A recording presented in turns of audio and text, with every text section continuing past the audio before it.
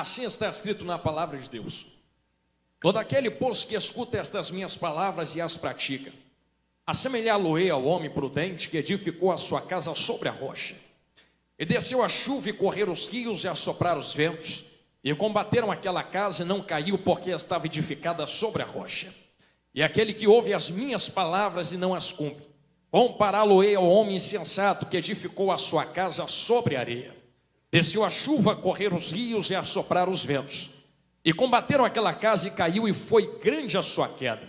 E aconteceu que, concluindo Jesus o discurso, a multidão se admirou da sua doutrina, porquanto os ensinava como tendo autoridade, e não como os escribas. Quem entendeu isto, diga amém. Amém. Pode tomar teu assento, que Deus lhe abençoe em nome de Jesus.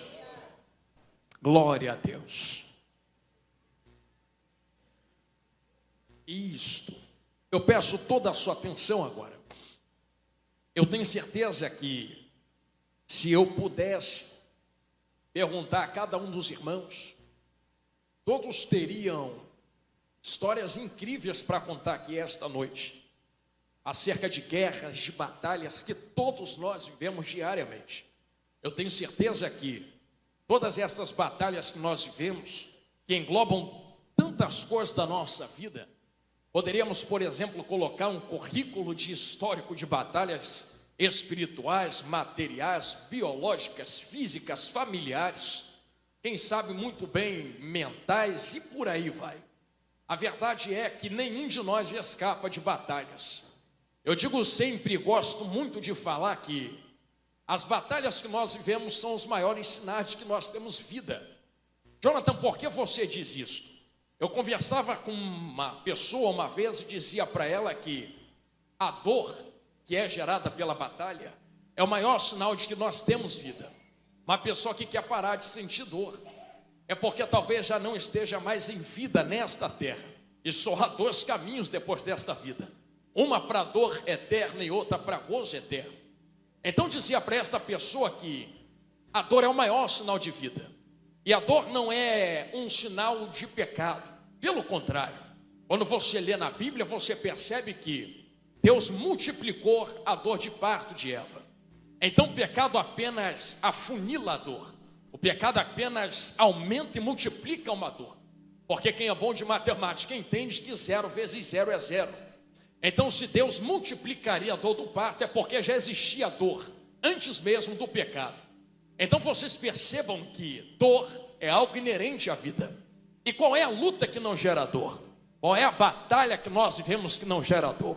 Se eu pudesse colocar diante de vós e resolver os vossos problemas e os meus, resolveríamos tudo de uma vez. Mas em última análise, existem lutas e provações que precisamos viver, mesmo que a dor afunile em nós, na nossa alma, na nossa carne.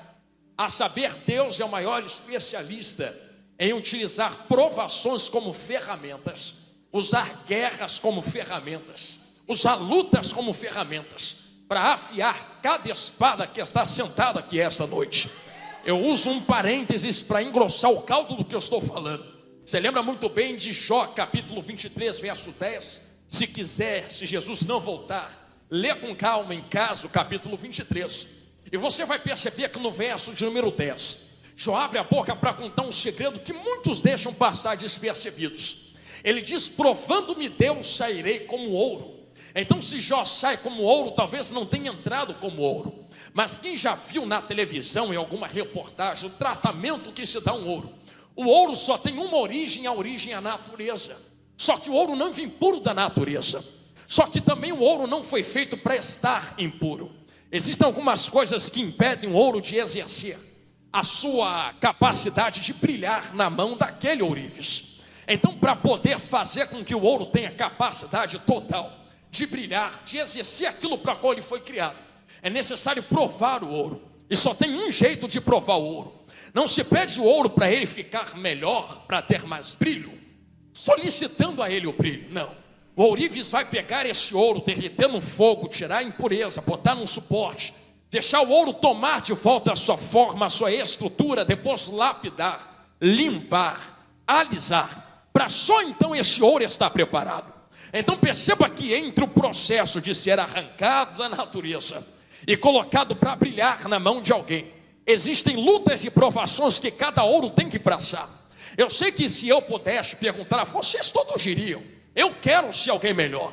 Quem é que nunca dobrou o joelho pedindo nesta oração a Deus: ó Senhor, melhora quem eu sou, me ajude a melhorar, me faça transpor os meus limites, as minhas incapacidades, me ajude a vencer os meus desejos, os meus pecados, as minhas fraquezas. Pois bem, se achou que Deus ia te ajudar a vencer as suas fraquezas e a melhorar, te abençoando, abrindo porta, te dando chave, te dando casa, e como eu estou precisando. Mas as provações ainda são as maiores ferramentas que Deus usa para derreter ouro, limpar ouro, lapidar ouro, dar estrutura para ouro. Deus não vai te melhorar. Me perdoa a expressão, eu sei que talvez seja uma expressão forte que muitos não suportariam ouvir, mas Deus não nos faz melhorar nos abençoando. Uma bênção é consequência de provisão, ou uma recompensa por algo que Deus queira nos dar. Todas as vezes que Deus quer nos melhorar em algo, Ele nos prova em alguma coisa. Se Deus quer melhorar o nosso caráter, Ele nos prova em caráter. Se Deus quer melhorar a nossa paciência, Ele nos prova em paciência. Se Deus quer melhorar a nossa força, Ele nos prova em força. Eu sei que tu já pediu, já orou, porque eu também já orei assim, até que entendi. Nós, quantas vezes não pedimos a Deus nos dar força, nos dar sabedoria, nos dar inteligência, sim ou não? Pois bem, a partir de hoje eu acho que tu vai mudar a sua oração. Não pede força, porque se tu pedir força, Deus te prova para tu ter força. Não, eu quero paciência. Deus vai botar alguém que tira a tua paciência para tu treinar a tua paciência. Não, Jonathan, eu quero estrutura para caminhar. Deus vai te fazer ser combatido de todos os lados para ganhar estrutura na caminhada. A partir de hoje não pede força, não pede paciência, pede graça. Graça para suportar as provações, para alcançar paciência, para alcançar força, para alcançar estrutura. Se vocês entenderam esta introdução que eu acabei de colocar a vocês, vocês também entendem que em Mateus capítulo 7, Jesus está dando um segredo a cada um que me ouve aqui esta noite. No capítulo 7 existem duas casas que estão passando por 3 tipos de provações. Eu pregava na doutrina na minha igreja certa vez e dizia que não há diferença entre talvez a aparência destas casas, ou talvez haja diferença. Alguém que olhe para estas casas talvez diga: que casa bonita, casa bem arrumada, casa bem estruturada, que casa grande, a aparência maravilhosa, está pintada, tem telhado, tem janela. Só que, com carinho, irmãos, sei que todos nós temos uma ciência básica de estruturação de algo que fica em pé. Eu sei, vocês também sabem, que o que sustenta um prédio ou uma casa em pé não é tinta, não é janela, não é porta, não é telha. Eu sei que este prédio está de pé aqui, mas só está de pé aqui porque quando foram construir esse prédio, alguém cavou sapata numa terra, estruturou o prédio antes de levantar ele em cima. Você está vendo a parede pintada, só que se não tivesse pintado, esse prédio ainda estaria de pé. Você está vendo o teto engessado, mas se não houvesse gesso no teto, a casa ainda estaria de pé. Você está vendo o piso no chão, só que se não houvesse piso no chão, o prédio ainda estaria de pé. Então não é a aparência que sustenta um prédio de pé, não é tinta que sustenta uma parede em pé, não é gesso que sustenta a igreja em pé, não é o piso que está sustentando o templo em pé. Então, com carinho, aplicando as nossas vidas, não é a aparência que mantém uma casa em pé. Eu sei, alguém já entendeu onde eu quero chegar. Tem gente de aparência que está caindo e tem gente sem aparência que está de pé. Não é a aparência que mantém casas em pé. Tem gente tão bem aparente, cabelo tão bonito, roupa tão bonita, tão bem estruturado, mora bem, tem boa aparência, apresentação, tem até mesmo uma boa eloquência, sabe colocar as palavras, sabe como chegar, sabe como sair, sabe como se portar em um ambiente, mas não é a aparência que sustenta alguém em pé. Com carinho, era melhor não ter aparência e ter estrutura para ficar de pé, do que ter tanta aparência e diante de qualquer coisa perder a estrutura. Alguém deu glória na direita, eu vou falar olhando para a esquerda então. Quantas pessoas na geração de hoje em dia se baseiam na própria aparência para se manter em pé? A ponto, irmãos, e vocês podem ver isto com clareza nas redes sociais, quantas pessoas de aparência tão bonitas, mas são apenas uma casca, uma pele, um corpo, um cabelo, um olho, uma boca. Era muito melhor não ter cabelo, não ter olho, não ter boca, não ter roupa, não ter dinheiro, mas ter poder, ter autoridade, ter unção. Eu sinto Deus aqui.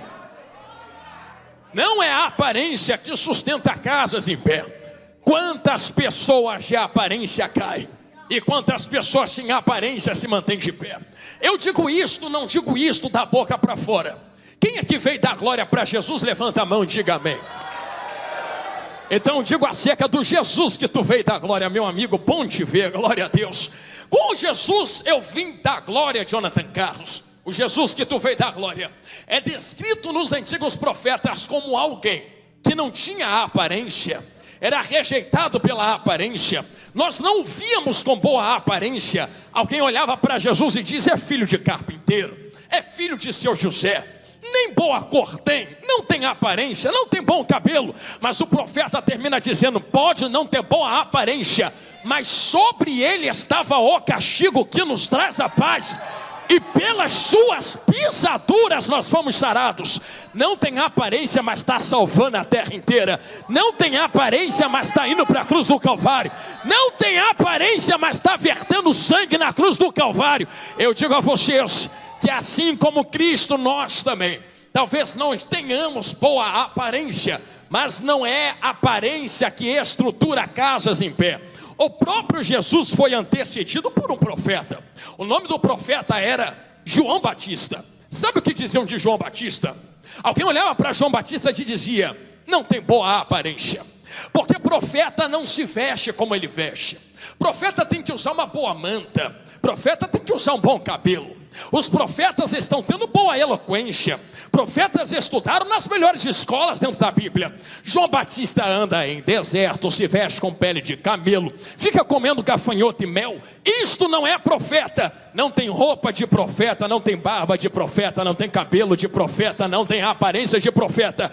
Só que é esse profeta que antecede Jesus, que faz as multidões saírem das cidades, entrar no deserto para ouvir a palavra. E detalhe, a palavra não era docinho de coco, a palavra não era algodão doce, a palavra não era hoje a porta abre, a palavra era para melhorar Israel. A palavra era apontar dedo na cara e dizer: convertei-vos, raça de víboras, produzir fruto de arrependimento e digno de arrependimento. Pois é esta palavra dura que o povo sai da cidade, entra no deserto para ouvir. Por quê, pregador? Porque João também sabia: não se melhora a vida de Israel dizendo: Deus vai abençoar, Deus vai abrir porta, Deus vai levantar. Sei que está doendo, mas vai curar. Deus vai te dar chave, Deus vai te dar ouro, Deus vai te dar prata. Israel precisava ser afunilado, consertado, preparado, um caminho para receber Jesus grandão da Galileia. E detalhe,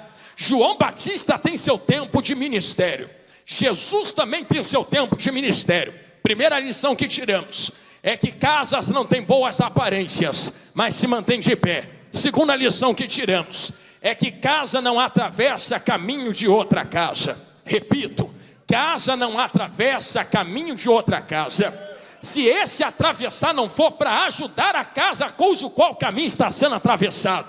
Me prova na Bíblia. Agora, nem Jesus, a qual tu veio dar glória, atrapalhou o ministério de João Batista. Era como se Jesus tivesse João Batista pregando, olhando para ele dizendo: ainda não é meu tempo. Ele ainda tem que preparar o caminho para eu poder passar.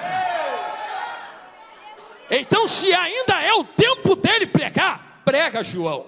Bota óleo na cabeça, João. Expulsa demônios, João. Taca fogo, João. Prega a palavra, João. E Jesus está só esperando. Prepara o caminho, prepara o caminho, prepara o caminho, prepara o caminho. Casa não atravessa caminho de outra casa. Até Jesus respeitou tempo de ministério de outro.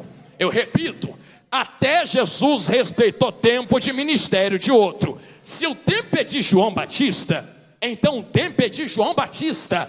Quando terminar o tempo de João Batista e chegar o tempo de Jesus grandão da Galileia, então João sai de cena e Jesus entra em cena. E agora, pregador, quem é que está em cena? Jesus já assentou à direita do Pai, apontou o dedo para quem ficou e disse: ficar em Jerusalém, até que do alto sejais revestido de poder. Ide por todo mundo e pregai o evangelho a toda criatura. Em nós que está esta ciência da palavra agora. Por que tu está falando isso, pregador? Aqui vai a segunda lição.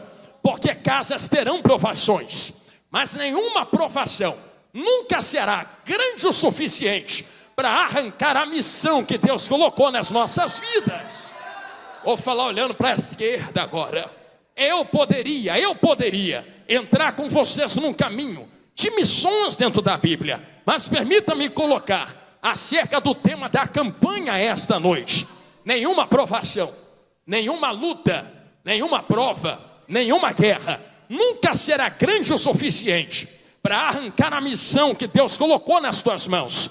Ou vocês acham, meus irmãos e minhas irmãs, que quando Jesus chamou Pedro, Tiago, João, Tomé, Jesus olhou para eles e disse: venha porque vocês terão paz, venham porque vocês vão deitar em sombra, me sigam porque vocês vão ter água fresca?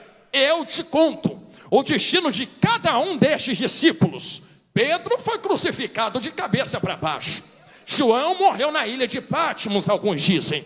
Outros tomaram pedradas até perder todo o sangue do corpo. E o Jesus que tu vê da glória, crucificado no Calvário, se até o teu mestre deu a própria vida da própria casa para poder cumprir a vontade do Pai, quem somos nós? Quem somos nós para não querer suportar as adversidades da vida? Então, com carinho, te levo para o terceiro tópico, a terceira lição. Quem ainda está comigo, diga amém. Amém. Não se canse, me acompanhe. Qual é a terceira lição e o terceiro tópico, evangelista Jonathan Carlos? Quando nós olhamos para estas casas que não têm aparência, fica muito claro que uma está na areia e a outra está na rocha. Eu poderia também exemplificar a cada um dos irmãos que a rocha tem a tipificação do próprio Deus e a areia tem a tipificação do próprio Satanás. Se você for na praia, por exemplo, você verá que toda a areia já foi rocha um dia. E quanto tempo a água bateu para desconstruir a rocha? E agora a rocha se tornou um tipo de areia. A areia é algo que estava com a rocha, ligada na rocha, fazia parte da rocha. Mas o tempo desconstruiu a rocha e a rocha agora se formou uma areia. Areia mole, a rocha dura, a areia vai, a rocha fica. A rocha tem estrutura, a areia não tem estrutura. Tu pega a rocha na mão e consegue levantá-la. Você pega a areia na mão e a areia se desfaz entre os teus dedos. Eu vou colocar um caminho bem claro porque eu sei que tu já entendeu. Se a rocha é Deus, alguém estruturado, alguém que fica, quem é a areia, que é o contrário da rocha, desconstruída, que não tem estrutura e não fica? Satanás. Então, se a areia é Satanás e a rocha é Deus, fica muito claro que Jesus está tentando fazer dentro do texto duas casas. O problema não é a aparência da casa. E eu sei que eu vou falar algo que vai parecer heresia, mas não é. Nem a estrutura da casa é problema também. Porque não adianta somente a casa ser bem estruturada. Jesus não apontou a estrutura da casa dentro do texto. O que Jesus apontou foi aonde a casa está estruturada. Local, terreno, princípios. Bati na tecla, vou falar de novo. Não adianta só estar estruturado, ter coluna, ter suporte, ter parede, ter pintura, ter janela, estar de boa estatura. Importa em onde, em quais princípios esta casa está estruturada. Já percebeu que tem casa com pouca estrutura que consegue ficar de pé no meio da tempestade? E tem casa de muita estrutura que está caindo, querendo até cortar o próprio pulso e acabar com a própria vida. Não importa se a casa tem boa estrutura, importa o que está sustentando a casa em pé do lado de baixo. Oh, irmãos, com carinho, com carinho, com carinho. Quantas casas bem estruturadas no local errado. E quantas casas que não têm tão boa estrutura, mas estão aonde devem estar. Eu falo a vocês abrindo um parênteses, que importa também aonde nós estamos estruturados. Com carinho. Eu lembro quando eu fui fazer minha casa com a minha varoa, a minha vaza. A primeira coisa que o pedreiro falou foi: o que sustenta a casa não é a parede, não é muro, cava buraco aí na terra, rapaz. E começamos a cavar. Depois que ele estruturou na terra, sabe qual foi a segunda coisa que ele fez? Agora você fecha a terra. E agora você começa comigo a levantar a casa para o lado de cima. A minha casa não tem tão boa aparência, mas está de pé até hoje mesmo após tantos ventos e tempestades, porque está estruturada no lugar certo. Se eu tivesse colocado esta casa na areia, a casa já teria caído há muito tempo. Agora perceba que para cavar eu cavei na terra, só que Jesus não usa exemplo de terra, Jesus usa exemplo de rocha e de areia. Então existem pessoas que estão cavando, mas estão cavando no local errado. Repito, estão cavando, mas estão cavando no local errado. Quanto trabalho jogado fora, quanto suor gasto à toa, quanto tempo mal investido, que está gastando o próprio tempo, mas cavando em locais errados, porque são locais chamados areias. Eu abro um parênteses dentro de um parênteses. Os irmãos lembram muito bem que está escrito em Gênesis capítulo 26. Isaac está numa terra chamada Gerar, e está cavando poços e desentulhando poços, com carinho. Os inimigos de Isaac estão tomando seus poços. Cava o primeiro, toma o primeiro. Cava o segundo, toma o segundo. Até que ele se levanta. Ele não sai de onde Deus mandou ficar, somente se afasta daqueles que estavam tomando seus poços. Entenderam? Na direita, vou olhar para a esquerda agora. E se afastando começa a cavar novos poços. Sabe o que a Bíblia diz? Que nesse novo poço, filisteu não tomou, inimigo não tomou, os de Gerar não tomaram. Pregador, o que isso quer dizer? Que muitas vezes não é só cavar, importa quem me acompanha nesse cavar. Importa quem está comigo dentro desse terreno. Irmão, sei que dói, mas cura. Tem muita gente que não é para conhecer o que tu está passando. Tem muita gente que não tem que conhecer o que está acontecendo dentro da tua casa. Mas Jonathan é minha amiga, vírgula, melhor amigo é Jesus, grandão da Galileia. Mas é crente. É crente, mas cuidado, porque até Jesus fez discernimento de crente. Aonde, pregador? Toma a Bíblia na cabeça. Jesus tinha uma multidão que o seguia. Da multidão tirou 12. Dos 12 tirava 3. Pedro, Tiago e João. Dos 3 tirava 1, João, que era o único que deitava a cabeça no seu peito. Se até Jesus fazia separação entre aqueles que o seguia, você quer botar todo mundo dentro da tua vida? Quer botar todo mundo dentro da tua casa? Pensando que só porque dá glória a tua amiga é teu amigo, cuidado. Tem gente passando mão no telefone dizendo: aqui em casa está acontecendo isto, ora por mim. Era melhor você fazer a tua oração fraca do que buscar socorro em pessoas que não estão no mesmo foco e propósito. Será que você pode me ajudar a pregar? Só dá uma catucada em quem está do teu lado assim, nem precisa pegar na mão, e diga assim: cuidado, nem toda guerra que você vive é para ser exposta, nem mesmo para os teus próprios irmãos. Você já sabe que eu poderia entrar em José, mas deixa esse negócio aqui para outro dia, não é verdade? Nem para pessoas que muitas vezes seguem Jesus, precisam conhecer as guerras que estamos vivendo. Irmão, quantas guerras eu já enfrentei, estando pregando no altar. Enquanto pregava na igreja, a glória caía, fogo descia, mas só Deus conhecia as guerras. Quantas vezes eu subi o altar para pregar cura, com a doença instalada na minha casa.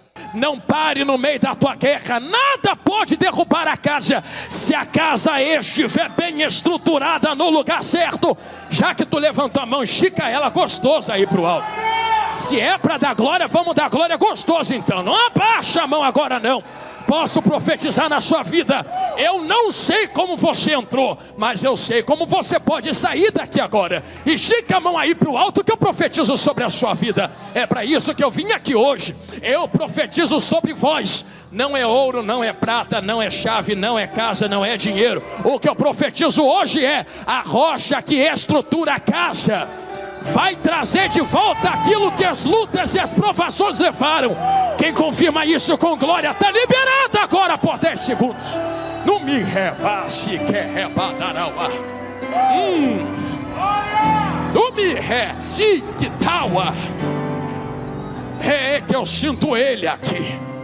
Aleluia. Aleluia. Quem está comigo, diga glória a Deus. Então me acompanhe neste pensamento. Casas bem estruturadas não são derrubadas. Casas bem estruturadas em rocha, não na areia. Eu gastaria um tempo com os irmãos para explicar que a rocha são os princípios divinos, a areia são os princípios demoníacos. Diria a vocês acerca de Moisés, que esconde corpo na areia, e em corpo que traduzia seu próprio pecado, porque ele matou, e assassinato, até onde sei na lei de Deus, é pecado. E o importante não foi ele ter pecado, foi pegar o fruto do pecado, que é o corpo do egípcio, e esconder na areia, como se ninguém fosse perceber o cheiro da podridão que se exalava da areia. Talvez você já tenha lido na Bíblia que está escrito a indagação acerca de como descobrir, e certamente descobriram este negócio. É no momento que Moisés foge do Egito. Eu sei como descobrir o negócio. É que dá para esconder corpo na areia, mas não dá para tampar o nariz de todo mundo que está no Egito. Corpo morto fede, é podre, e uma hora ou outra será descoberto. Talvez Moisés não conseguisse tapar o nariz, mas foi em terras distantes que Deus o tratou para voltar como libertador. Sai um assassino e volta um servo do Senhor. Sai fugitivo e volta como alguém que carrega os princípios divinos. Sai com o pé atrás e outra mão na frente, e volta com a lei do Senhor nas costas. Sai como alguém que é escravizado através dos princípios egípcios, e volta como alguém que é servo nos princípios de Deus, que se encontrou com ele na sarça ardente. Deus levantou um assassino para ser libertador. Deus mudou a história de Moisés. Deus alterou o quadro daquela casa. Deus pega alguém de língua pesada, que olha para a sarça, e Deus falando na sarça, e diz: eu não tenho boa língua para falar. É como se alguém pudesse dar desculpa para Deus. Quando Deus quer, Deus usa a língua pesada, a língua leve, o ouvido aberto, o ouvido fechado, a boca que abre, a boca que fecha, a mão que levanta, a mão que abaixa. Como se Moisés pudesse dar desculpa, é que a minha língua é pesada. Eu imagino Deus: rapaz, quem botou a língua pesada aí não fui eu. Se eu quisesse te usar com a língua leve, eu te fazia com língua leve. Então pega essa língua pesada e vai fazer o que eu estou mandando, rapaz. Volta e prega a minha palavra, que eu vou te usar para outras casas dentro do Egito. Eu não sei porque eu acabei de tocar neste assunto, mas o Espírito que me guia através dessa revelação sabe. Então, com carinho, eu aplico um terceiro ou quarto tópico a vocês. Casa não pode colocar desculpa diante de Deus. Quem foi que estruturou as paredes da casa? Quem foi que pintou a casa? Quem foi que aprumou a casa para estar de pé? Agora tu coloca desculpa na língua pesada, em outras palavras. Não é que talvez a língua de Moisés fosse grande.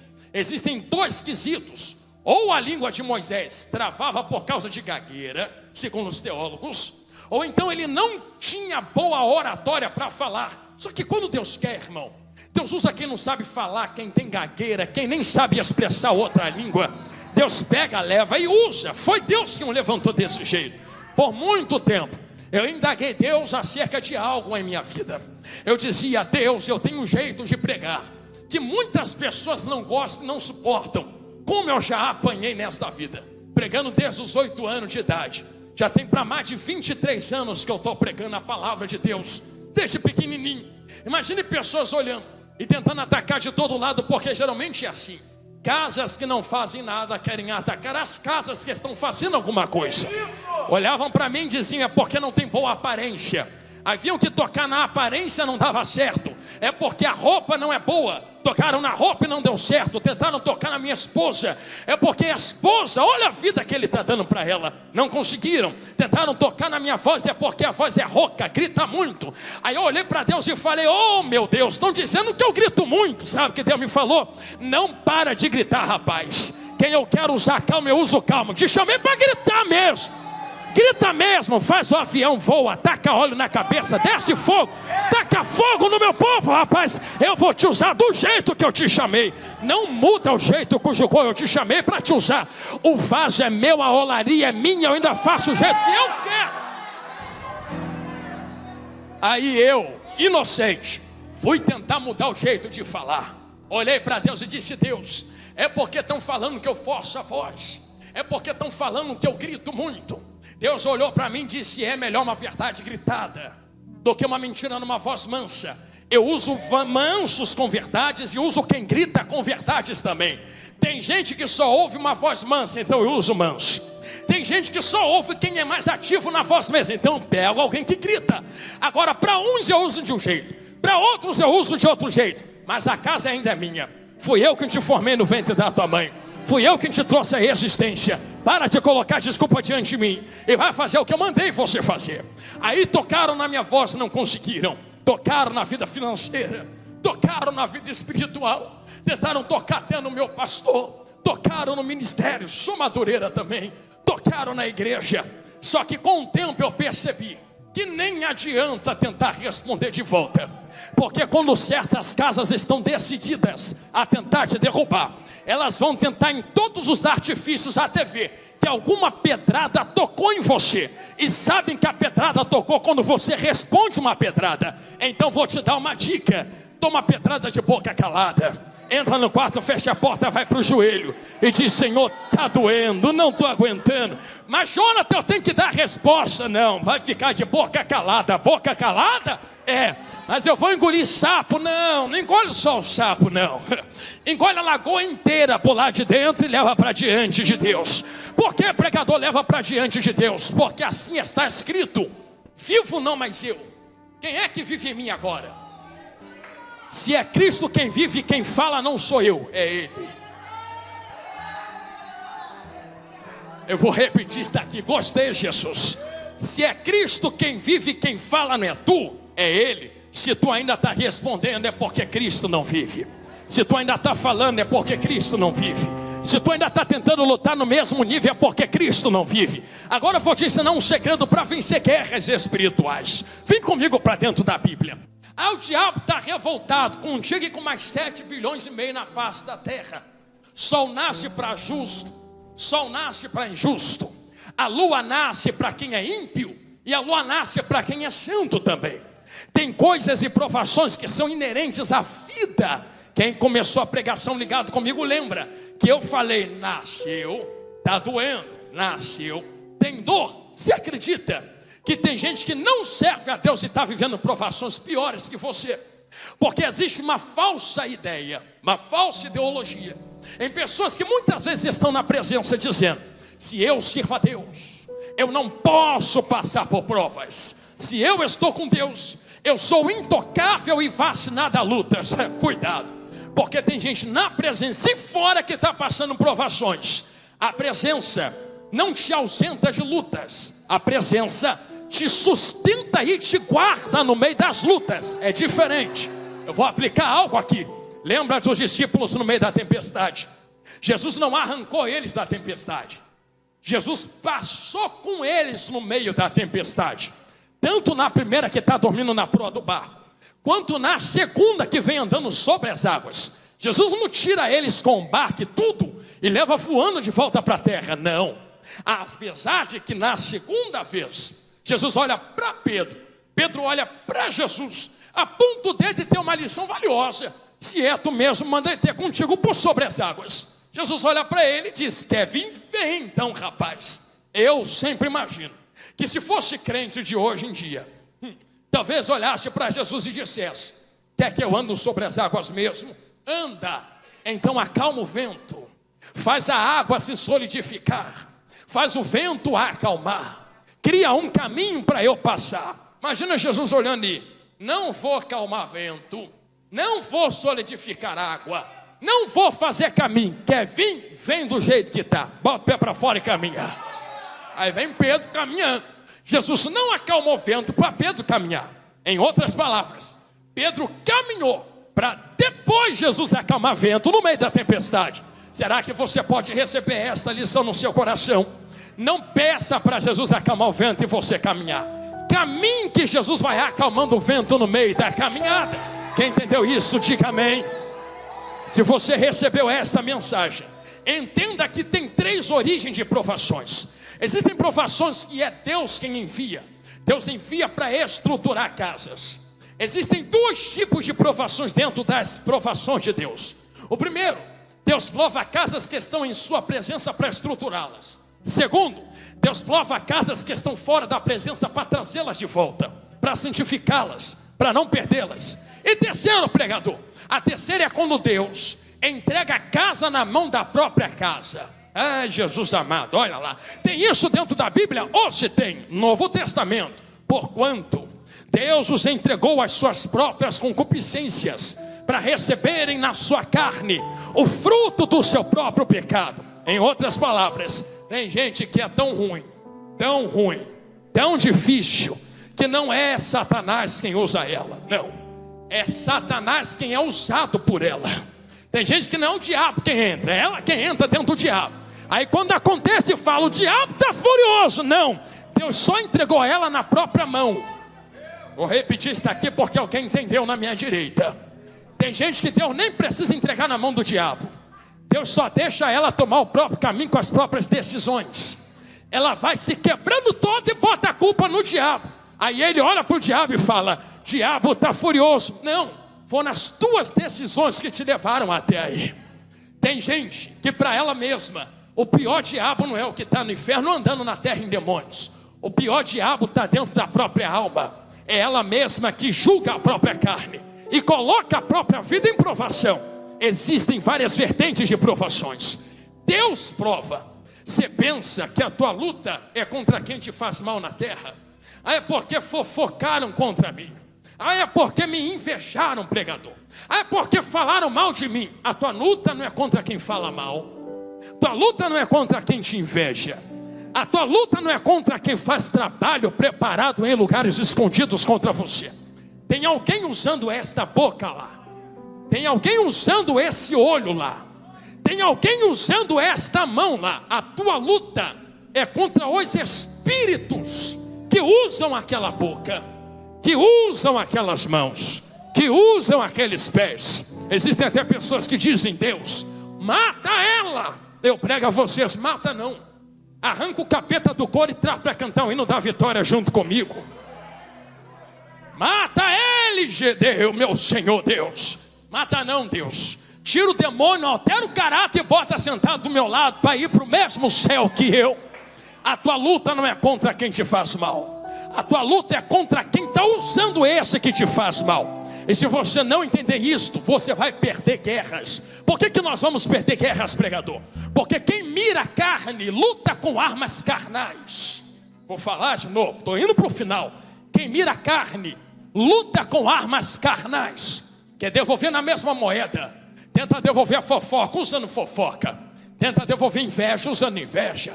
Tenta devolver disse-me disse usando disse-me disse. Muda o foco. Usa armas espirituais a partir de agora. Sabe como uma águia luta com uma serpente? Ela não luta com a serpente embaixo. Ela cata a serpente embaixo, já entendeu? E leva para cima, para cima, para cima. Se luta embaixo, a serpente se amarra nas asas da águia. Primeira coisa que a serpente faz, vou cancelar a tua capacidade de alçar voo. Porque a serpente sabe que a arma da águia não está embaixo. A arma da águia está em voar para cima. Então a primeira coisa que ela faz, vou te afastar do alto. O que te leva para o alto? É a tua asa. Vou tentar cancelar a tua asa. Vou cerrar a tua oração. Vou te arrancar do joelho. Vou tirar teu jejum. Já percebeu que tem momentos na nossa vida que a luta é tão terrível que nem vontade de orar dá, nem vontade de jejuar dá, nem vontade de ler Bíblia dá. Mas fique tranquilo, ainda que a serpente esteja amarrada, tem um Jesus no céu que pisou a cabeça da serpente. Eu vou começar agora e termino aonde Jesus mandou. Será que você pode, é a primeira vez que eu estou te pedindo isso, pegar na mão de quem está do seu lado? É a primeira vez, me ajude. Isso. Por que tu pediu para eu catar na mão de quem está do meu lado, pregador? Para nós entendermos algo aqui esta noite. Meu vovô dizia que só sai vazio da igreja quem quer. Aí sabe por que ele dizia isso? 90 anos de idade. Ele dizia, Jonathan, só sai vazio quem quer. Porque o Espírito Santo não vai descer. Ele já desceu em Atos 2. Se já desceu, está onde? está na vida de quem está de mão dada contigo aí do teu lado. Por isso que eu pedi para tu pegar na mão. Na tua força tu não tem força para vencer ele, diabo. Mas existe um que mora dentro de nós, que nos dá capacidade de pisar na cabeça do capeta pelo sangue do Cordeiro todo dia. E eu quero convidá-los a invocar o nome dele agora. Jonathan, como é que eu faço isto? Sei que vai parecer forçação, mas não é. Eu não sinto para dar glória. Dou glória para poder sentir alguma coisa. Eu não vim ser adorado pelo Espírito. Eu vim adorar aquele que habita dentro de cada um de nós. Então eu convido a igreja a fazer por 10 segundos o barulho que o diabo não gosta. Enquanto vocês adoram aqui, Jesus vai começar a multiplicar o Espírito em nós agora. Vai ter gente de força renovada nesse momento. Entrou cabisbaixo, vai sair de pé. Entrou quebrado, vai sair inteiro. Entrou fraco, vai sair forte.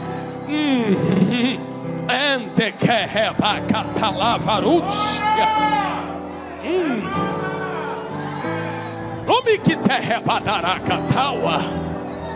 Entro que te reva. Presença gloriosa. Nome que reva, su que teia. Aleluia.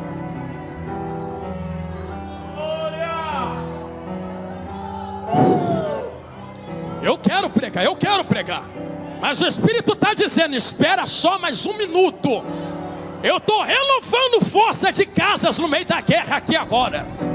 Então, meu irmão, minha irmã, receba a força que talvez há muito tempo te faltava. Tu vai sair daqui hoje de cabeça em pé. Se o diabo te fez esquecer quem tu é, lembra que fraca tu ainda é filha de Deus. Fraco tu ainda é soldado do Altíssimo. Um soldado de Deus fraco é mais forte que o inferno inteiro reunido.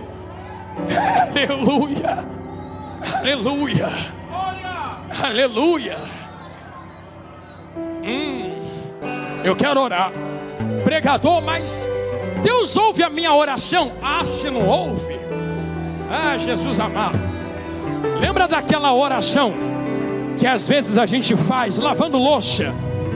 Oh, Jesus, me ajuda. Tu acha que Deus não ouve, não? Aquela oração que tu faz enquanto está caminhando para ir trabalhar. Oh, Jesus, entra lá, trabalha lá, visita lá. Tu acha que Deus não ouve, não? Ah, mas não foi aquela oração eloquente. A eloquência que Deus quer do teu coração, não em palavras. Tem gente que ora sem mesmo abrir a boca, só derrama uma lágrima. Deus pega aquela lágrima e lê umas frases. Naquela lágrima Deus conversa com a lágrima. Outro dia eu volto para pregar sobre isso. O Deus que conversa com lágrimas. Tem gente que fala tanto e Deus não ouve. Tem gente que só lacrimeja. Deus pega a lágrima e conversa com ela. Então, com carinho, se ninguém está na tua pele vivendo a tua guerra, batalha pela tua casa e pela tua família e pela tua guerra agora. Oh, obrigado, varão de Deus. Glória a Deus. Obrigado, profeta. Jonathan, como eu vou guerrear e batalhar pela minha casa? Não se envergonhe de fazer o que eu vou falar agora. Você vai abrir a sua boca e lançar tuas palavras como flechas afogueadas no mundo espiritual. Pregador, mas eu tenho vergonha de falar em público. Não, tu está falando com Deus agora. Pregador, mas estão me vendo. Deixa eu te ver. Estão te vendo guerreando. E você vai guerrear agora. Volta a repetir. O crente mais fraco é mais forte que o inferno inteiro reunido quando ora. Abriu a boca aqui e falou: Jesus, manda socorro. Se prepara. Se prepara. Vai ter 2 malas na tua porta. Vai ser dos demônios indo embora. Porque os anjos vão pousar lá agora. E eu vou repetir o que eu acabei de falar enquanto eu estava falando em línguas. No meio desta oração, corrente de maldição vai quebrar. Muralha vai cair. Copo de cachaça vai quebrar lá fora. Ah, porque meu filho, minha filha, meu marido, vela acesa vai apagar agora. Galinha, alquitá, farofa vai ser pisada agora. Demônios serão repreendidos agora. Doenças baterão em retirada agora. Maldições cairão por terra agora. Você crê? Você crê nisto? Você crê nisto? Então feche os olhos nesse momento. Isto. Ei, Senhor Deus, Pai eterno de bondade, grande é a luta e a guerra, porém maior o que está conosco no meio da peleja. Tu conheces como cada um entrou aqui, Jesus. Senhor, mas eu lhe peço agora um socorro vindo da glória, que atravessa o segundo céu e entra na terra agora. Entra na terra dos viventes com força. Pisa na terra, varão de guerra. Vai na porta de cada um agora, com a espada desembainhada na mão. Nós solicitamos aos anjos do Senhor agora. Vá de encontro à nossa casa e à nossa família. Joga por terra agora todo o trabalho preparado contra nós. Maldições, palavras lançadas contra trabalhos preparados. Mata virgem, cachoeira, seja o que for, quebra agora em nome de Jesus.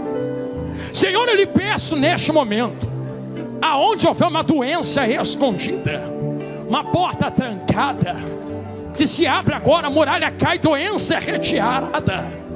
Nós damos ordem agora. Osso seja curado, carne seja curada, sangue seja curado, nervo seja restaurado em nome de Jesus. Senhor, nós damos ordem aos demônios. Os demônios pegam tudo que é teu e batem retirada agora em nome de Jesus. Porta abre agora em nome de Jesus. Muralha cai por terra agora em nome de Jesus. A guerra é vencida agora em nome de Jesus. E como prova de que tu estás no meio da guerra, eu lhe peço um sinal de glória no meio da igreja agora. Aonde houver uma crente cheia de poder e graça, toca nela agora e toca nele agora. E começa a renovar com poder e autoridade neste momento. Senhor, quando nós terminarmos esta oração, nós te adoraremos com nosso glória a Deus e aleluia.